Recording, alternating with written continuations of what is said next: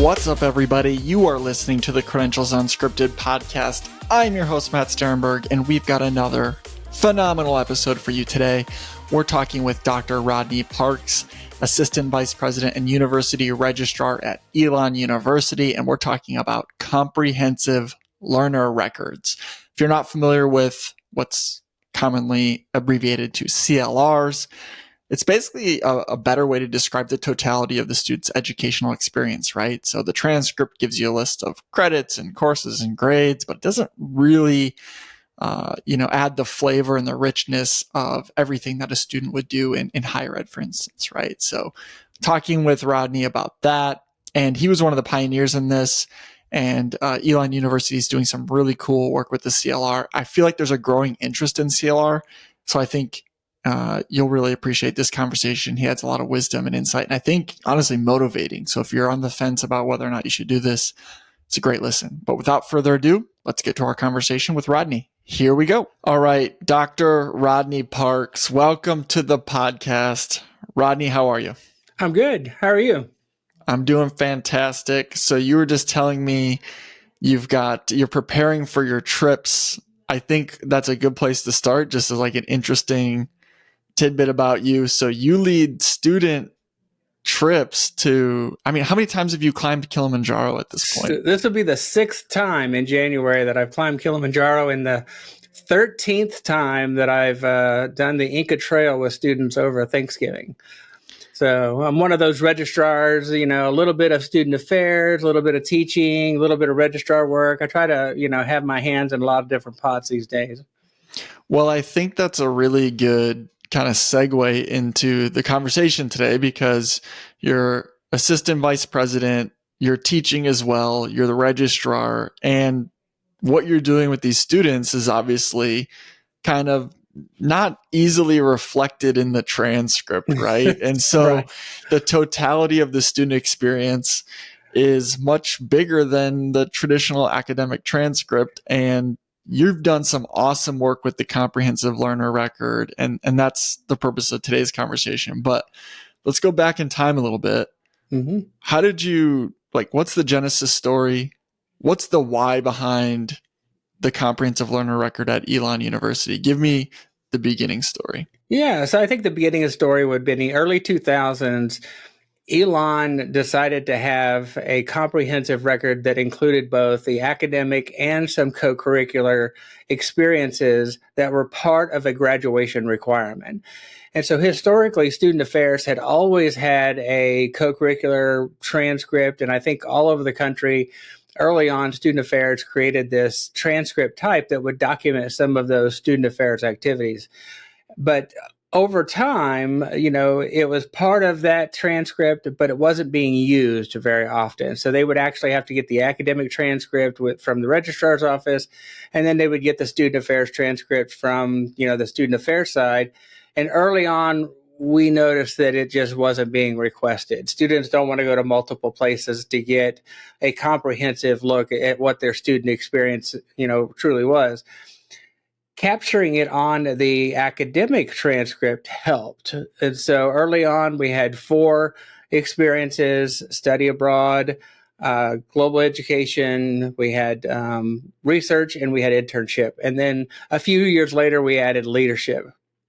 And so, creating the transcript itself was already in place from a student affairs side, and they were pulling various leadership experiences from campus labs. They were pulling global education from, a course code that we would put on the course. And so they had a little bit of an experiential transcript. But in 2013, whenever I started here, I started looking at that transcript, and we began to wonder, what would happen if we combined the academic and the co-curricular transcript together? Would students order a combination of the 2 transcripts?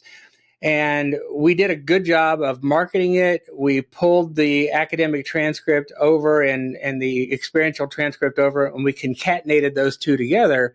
And it gave a better comprehensive look at what those experiences are. So you had the academic transcript in maroon. The next page would be gold, and it would show the experiences. So you might see something like research on the academic transcript, but then on the experiential transcript, it would detail out what that research project truly was. And so that was a great step. And we saw early on that it created hundreds, of transcripts that first year. Part of that was the marketing techniques we were using. We were starting to train students, in Elon 1010. We started, which is our, first year course. We started, encouraging seniors to use it and how to use it and upload it on social media. And so that we really bombarded them that first year with a lot of educational opportunities and how to use that academic transcript. In 2015, AACRAO was giving out grants to create basically extended learner records. And Elon was part of that group of 6 schools that received part of that grant, and working with AACRAO to create a new type of transcript that converted a lot of that text-based document to an infographic type of document. And so, taking, for example, global education and just saying, that Matthew studied abroad in Peru, or having a course code of study abroad Peru, it actually would mark it on a map. And so you were able to see all the various places that a student studied abroad on a map of the world. And then when you hovered over it, it would actually say where you studied abroad. So if you were in Santiago for a semester, it would actually indicate that. Same thing for research. We began to collect more information on research. So it didn't just say research, it would say something like qualitative phenomenology in adventure-based learning. And so there was much more detail associated with research. Doing the same thing, we could embed, presentations, we could embed with the PowerPoints that a student used. We could embed the internship and the number of hours that the students used, completed for that company. Internship, was stored with the company, so we knew the company name.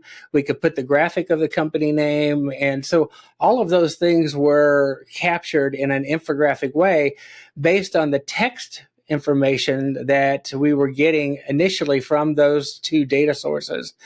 And the 2 data sources were pulled into, using Parchment, were pulled into the graphics design that Parchment created. And it was really not a lot of work initially on the side of the institution, because we were just providing the data in a flat file, and then Parchment had created the back end that converted the infographics. And so we shared the responsibility between Parchment and Elon to create this really unique looking transcript that provided more depth to the student experience. Yeah, calling it a transcript is almost, I think a disservice to it, because the visual nature of it, a transcript, it never looks great. It's an inside baseball document. It's courses, credits, and grades. And this is, to your point, the visual nature of it is so much more impactful. I think about, again, the why behind this. Was it because students had a hard time really looking back and describing their experience? Was it the institution wanted to make sure their students walked away like, this is what it meant to be at Elon? Or was it just you identifying like, hey, I think there's a need here. Yeah. We're hearing from employers, like, what's the mix of, because this is a lot of I think you did a lot of work on it. I mean, you said it's not that difficult in some respects, but like when you think about the reasons and the push for it, was it student-led, employer, institution? Like, how did it really start? I'd say it's a combination of all those things. And so early on, the registrar's office at Elon was seeing every graduating senior and making sure that they were registered for that final term's classes. And so when students would come in here, we would commonly hear, when we would show them their experiential transcript, they were like, oh, I had no idea that I did all these things at Elon, because we're not, students aren't curating the record themselves. We are curating that for them behind the scenes. And so they were surprised. And then the next phrase that would come out of their mouth was, wow, I had no idea that I did these things, but I can use this whenever I do my interview. I can talk about these things. And so they began to understand that I was a vice president for an organization and under the leadership. So leadership, vice president, and what were the responsibilities that I did as vice president? I did service, and here's the organization I did service, but linking to the page that did service, they could actually see these were the responsibilities that I did for this organization. Here was the presentation that I did and the slides associated with that presentation. Here's the company I did. So here's EY and the number of hours, and then the job description of what they actually did for that company. And so it was very robust to be able to see that for the student and to show them, the graphics themselves from the registrar's perspective. From that point, we went out to employers and said, hey, will this be useful? And we published an article in NACE that said, employers, found it to be a useful document. They liked the fact that the institution was certifying that these experiences actually occurred and are being certified by Elon University. I mean, my signature is on the experiential transcript the same way that is on the academic transcript.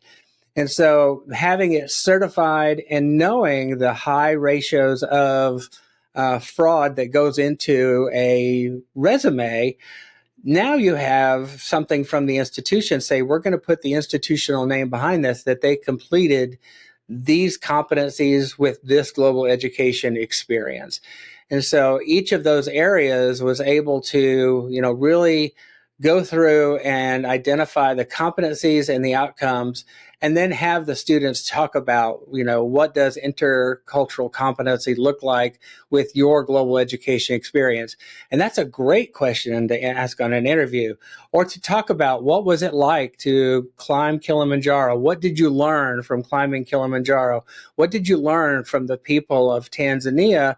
And what did you learn about yourself? And I hear over and over the students talking about Tanzania and climbing Kilimanjaro and saying, if I can accomplish that, I can accomplish anything. I have a newfound, drive that I can really work hard and accomplish the tasks in life. And it's a lot of the things that they are beginning to put together to tell that comprehensive 4-year academic co-curricular experience. And we don't just say academic anymore. It's that comprehensive 4-year experience that includes the student affairs, leadership, all of those components built into your academic advising curriculum and built into your co-curricular experiential transcript.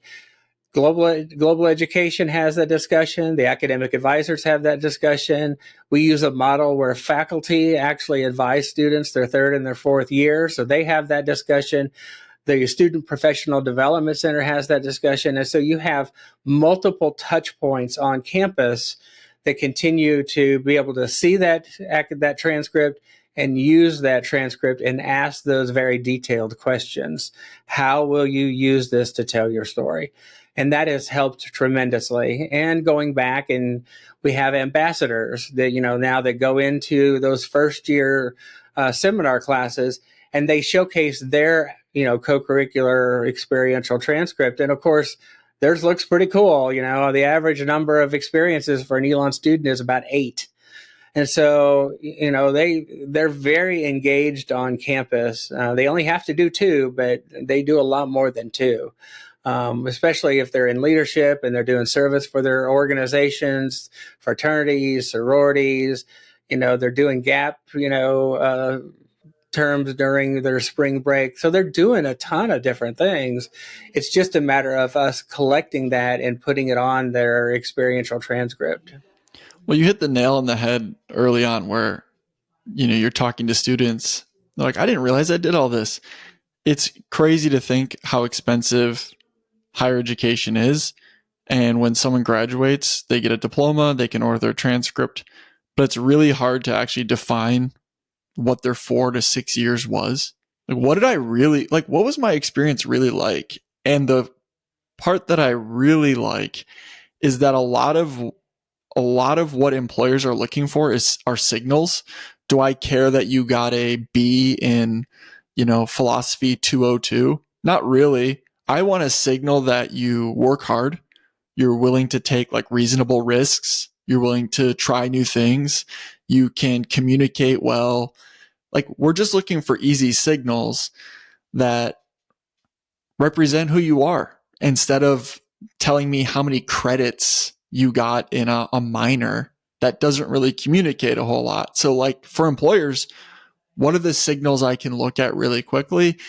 And for a student that just graduated with an undergraduate degree, I don't probably have a ton of job experience. And so how do I communicate what I will be in my first job out of school? Mm-hmm. And this helps them do that instead of trying to make up stuff on your resume, like assistant, manager at a frozen yogurt shop. It's like, well, what does that really mean? I don't have a ton of experience. So I got Excel certification, I took an AI course, and this is what I learned in that, that AI course, I can program in this language, I was an engineer and, during grand designs, these are some of the things that I accomplished in grand designs. And so it's not, not every student will have that work experience, like you say, but they have experience in the creation of projects and critical thinking and working with groups and working with teams. And you just don't get that with 30 characters on an academic transcript. And we are long overdue for providing our students more information and helping them articulate that, because for the longest time, employers have said, higher education is not giving, people the skills necessary to succeed. I would probably argue they're giving them the skills, but the students just can't talk about those skills. They can't talk about what they've learned and the duties and the responsibilities and the accomplishments and how they can critical think and accomplish things within teams or individually. Great writing and, verbal articulation.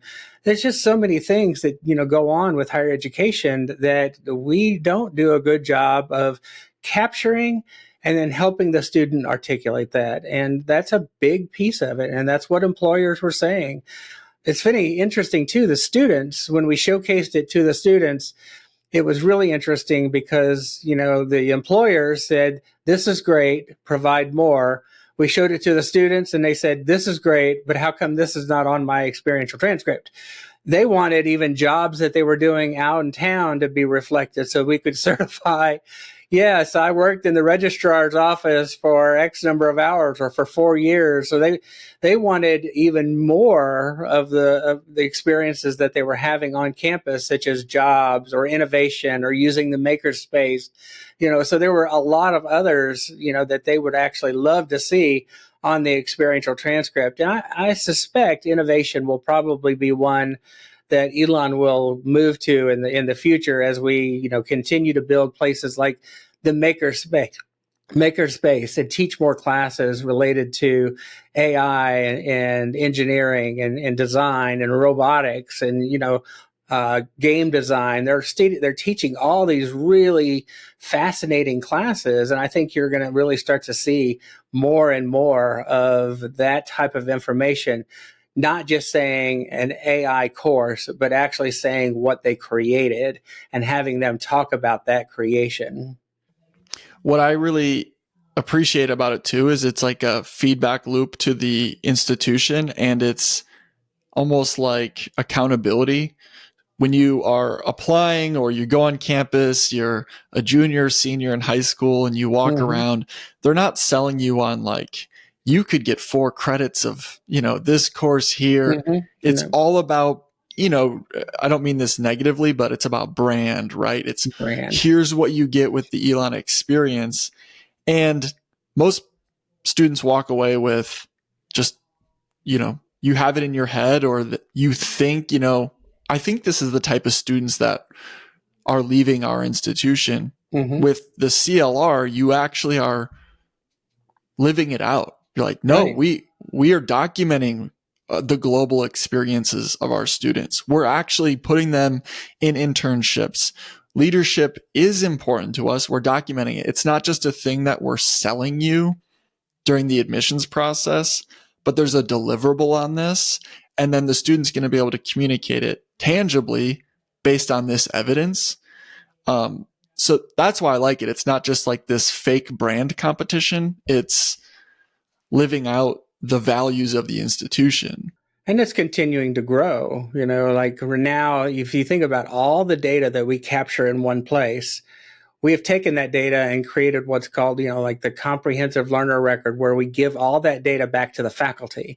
And so the faculty don't have to, know what type of student that they're getting. They can actually see, here's the class most represented in the students in my class. Here's the, there's students in this particular class tend to have an average GPA, or there's first generation students in my class. That's or there's really LGBT interesting. students. So like a philosophy professor could look at their class and say, oh, these are mostly engineering students taking this as like a That's gen right. ed, Yeah, as part of their they can core. change their pedagogy, completely based on the students that are registered in their class, their majors, their minors. It's, where they've done research, the types of service that they've done. It's a really great comprehensive look at the students in their class. And we limit it to 10 so that, you can't identify the students and stuff like that. But it's amazing when you think of it, like, wow, how do I bring economics into my core class, knowing that 18 out of 22 took an economics class? That's probably something that I want to talk about, in my class. And then going even further, badges have been a big thing. But Elon, we don't just give a badge for everything. We have a very detailed, comprehensive form that captures competencies and outcomes and what was studied and the number of hours. And so we capture all of that, in this badge. And each badge is uniquely created by the communications department at Elon. And so when you go on our website, you can see all of these branded badges that Elon has created that can then be turned around and put on an academic record. So the next, as we evolve and begin to think about innovation, where do we begin to put these badges? And then clicking on the badges and seeing, what are the outcomes? What are the competencies? What did the student learn? Is this continuing education that can, help with the certification for teachers or for human services or for social work, all of those that require continuing education units. And so being able to combine that, traditional continuing education that's offered through our continuing education division, all of those are pieces now that are really combined with the registrar's office as we continue to build out more of a comprehensive record. Even, here most recently, we've launched something we call pennants, for example. And these pennants, what they do is, if you think about my generation, we all had pennants of our football teams and baseball teams on our wall. They speak directly to parents, right? I got the dean's list and I got the president's list. Institutions no longer have to send all of these files to local newspapers and say, you made the dean's list, you made the president's list. Now a student can upload that to social media. They can show, and they're stackable, all the way down. They're stackable to say, I made the president's list and dean's list.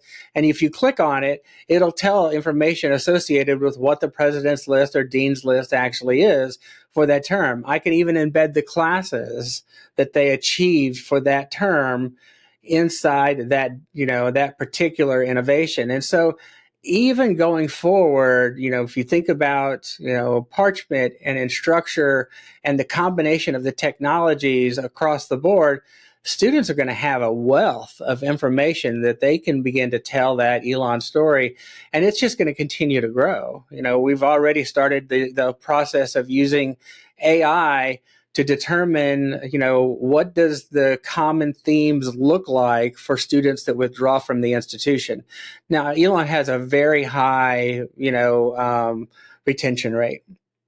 But, if we hit 92%, we want to be 95%. We want to be even higher. We want the students to come here and tell us, we do a lot of great things, but where are we? Where's the areas that we can be even better?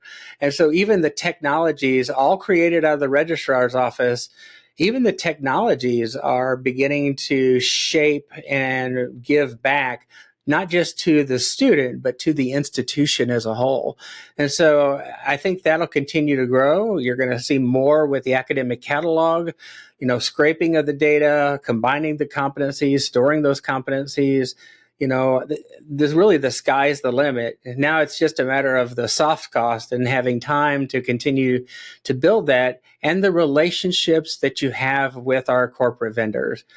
Parchment, Canvas, the Instructure umbrella, that's going to create an amazing opportunity for us to bridge the gap to a lot of these technologies. And I like to talk about both bridging the gap and telling your story. Bridging the gap and telling your story. If we can get to that place as a group, in support of one another, we will really fundamentally change the story the students are actually telling, in a good way on both sides.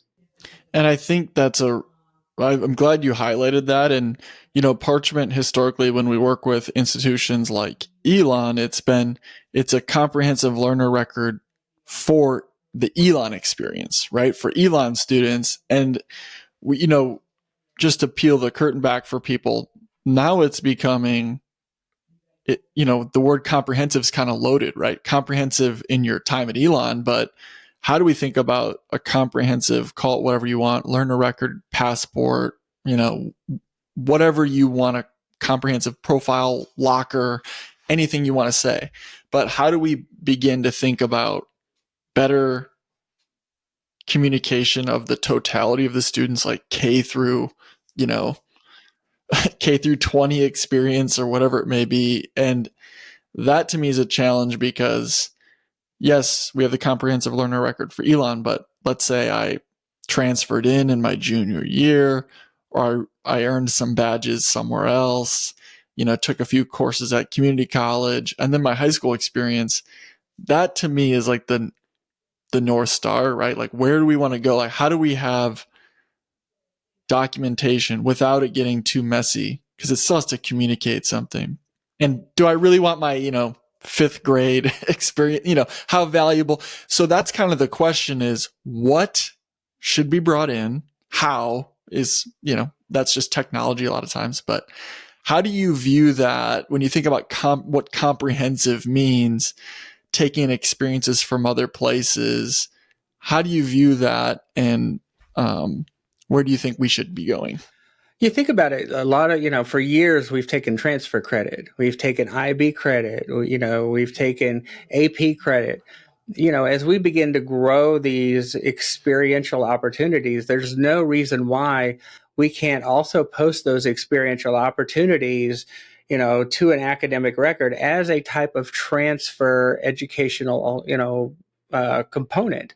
And so it may not be fifth grade, that's probably not, as far as we want to go back. But if you're a junior or senior and you want to be competitive, if you were to transfer a junior or senior level work on something that looks like an academic transcript with IB and, AP, some of those things, if you were to able to transfer that, to another educational institution, we can OCR that right into the system and provide that type of credit and potentially give that student a head start. We already have, an opportunity to give you credit for learner experience. So prior learning experience, giving credit to high school students for AP, IB, giving credit to students for, stuff like experiential learning.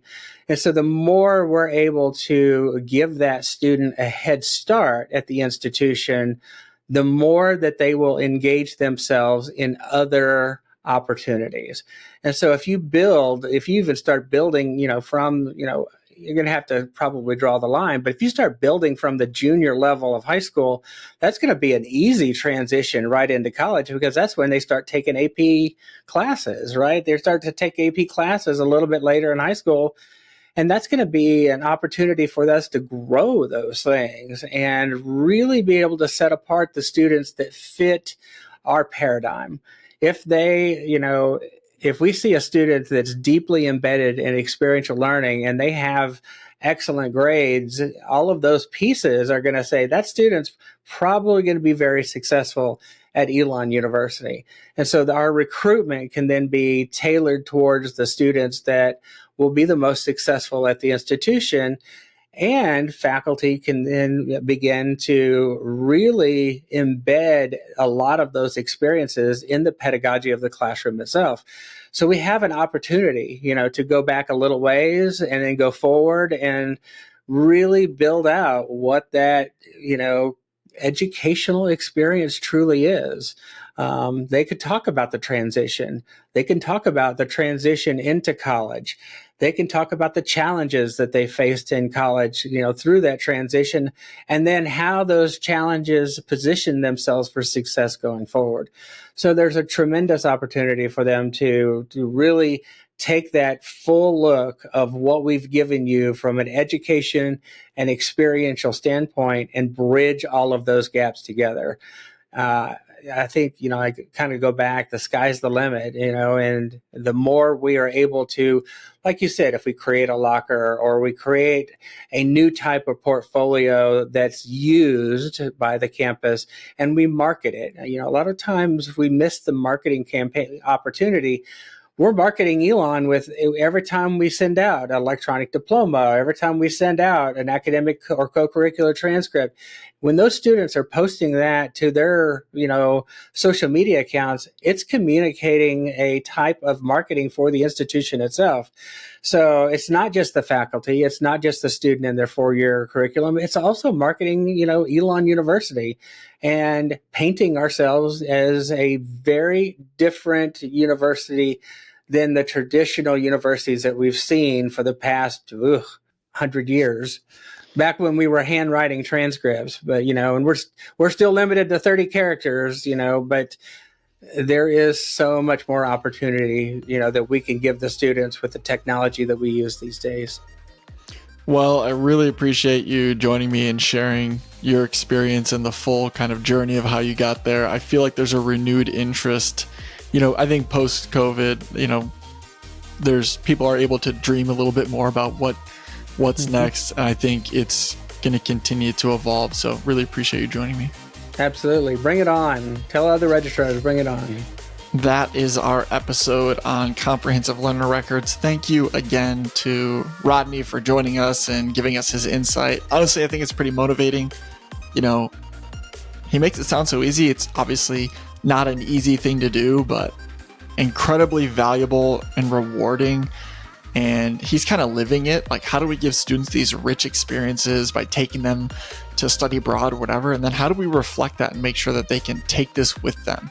So I think it's really cool. And if you're interested in connecting with Rodney, you can email us at credentialsunscripted@gmail.com and we can connect you to Rodney as well.